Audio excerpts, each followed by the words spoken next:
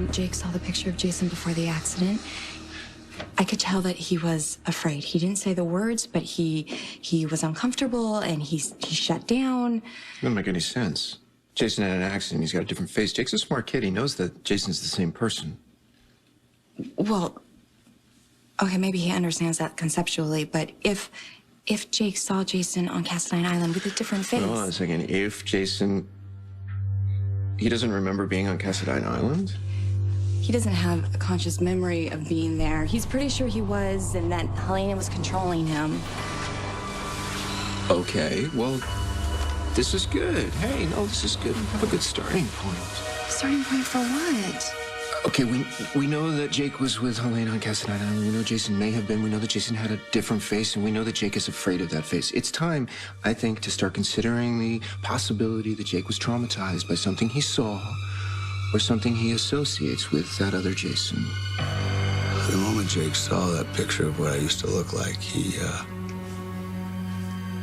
his whole demeanor changed. He withdrew. He wouldn't look me in the eyes. And then my son just shrunk away from me in fear. But did he say that he was actually afraid of you? No, he didn't have to. His behavior said it all. Elizabeth and I had to drop it just to keep from upsetting him. Well, Jake is a child, and he's had a lot of trauma in his life. A lot of trauma that's resulted in a lot of challenges for him until he's seen by a doctor, and a doctor is able to unlock those memories, and nobody's going to know what happened to him while he was with Helena, let alone if it's connected to you.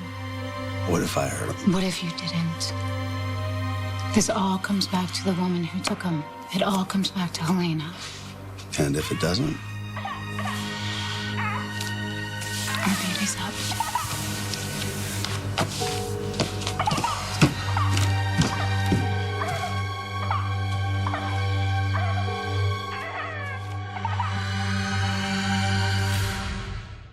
Let's take a step back. We've got Jake's drawing, but we're making assumptions about things he's never said. We're reading a lot in between the lines, and we're drawing coming to a very devastating condemning conclusion. picture of Jason, yes.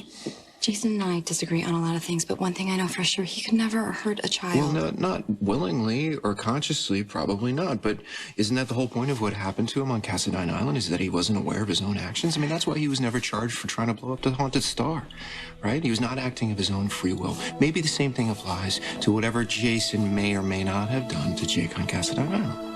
I'm not convinced that Jason did anything to Jake, and I don't want to jump to that conclusion. Scapegoating Jason does not help Jake. Help me what?